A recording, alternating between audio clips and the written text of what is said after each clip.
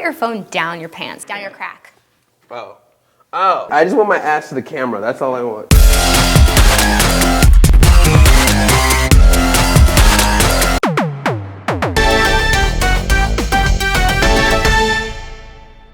Hi, Andre I am. A black nerd I be. And angry I have become. A baby Rants. Star Wars Episode 7 is coming and it's going to be directed by J.J. Abrams. Will Star Trek and Star Wars actually meet each other? Are the Jedi all stranded on an island? Will the princess in the next Star Wars film be named Felicity? Will the movie be canceled faster than Undercovers? And if I hear one more fucking person put out a stupid joke about lens flares, I'm gonna take a flashlight, stick it up your ass, and I'm gonna click, click, click, click, click, click. There's your lens flares, motherfucker!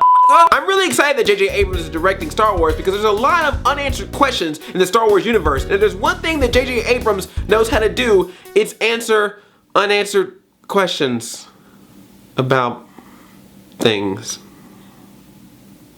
Yay! In all seriousness, I think he was a good choice, but that doesn't matter what the choice was. I mean, the movie is being directed by Disney. When you have the company pretty much say, hey, we're having a Star Wars movie coming out in 2015, and you don't even know who your director or your writer is, creativity is kind of thrown out the window. They could have had a dolphin direct this thing and it could have turned out the same way.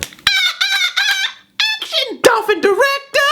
J.J. Abrams was not the first director to be considered for the Star Wars franchise. So here's what would have happened if other directors were chosen to direct Star Wars. Robert Zemeckis! The movie wouldn't have been live action, it would have been CGI, but it would have been the bodies of the live action people, so it means their eyes would have just been dead. Also, C-3PO would have the voice of Roger Rabbit, and Han Solo will be able to fly the Millennium Falcon while drunk.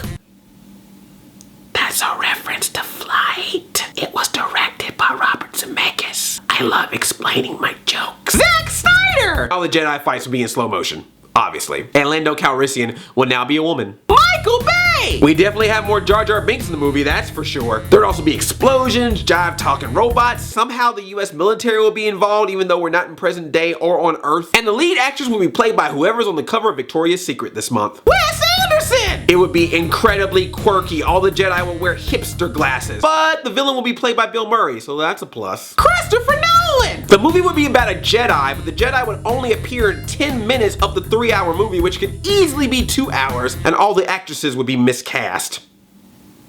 Whoa! Quentin Tarantino! It would be a homage to 50s sci-fi exploitation movies. Samuel L. Jackson, of course, would come back as Mace Windu, and the word Wookiee would be used 109 times. Tim Burton! Jedi played by Johnny Depp, Princess played by Helena Bonham Carter. James Cameron! A stormtrooper would use technology to put himself inside the mind of an Ewok. That Ewok would then befriend all the other Ewoks and actually fall in love with one of the Ewoks before the dark side comes in and floods Endor. And the Imperial March would be sung a cappella by Celine Dion. Ha ha ha, hoo hoo ha, hoo hoo ha. Diablo Cody! It'd be boring, but the dialogue would be snappy. What the dubs? Hit on me on the Twitters. Tyler Perry! Medea goes to space. How you doing? There was never a Darth Vader. The entire time he died in the fire all along. All the dark side could be destroyed by water. And it was never space. It was actually imagination of a kid in his backyard playing the entire time. Whoa! Martin Scorsese! Actually, I kind of want to see that. Can we make that happen? Martin Scorsese, Star Wars, can we make that happen? The end! So I know some people are excited, some people are upset. I think J.J. Abrams was a great choice, but again, Disney is gonna have their hands all up in that pudding. Who knows how it's gonna turn out? It's gonna really depend on if Disney is gonna allow that creative freedom, or they're gonna be like, look, we paid some billions of dollars to make this happen, so we got some rides to make and some toys to make.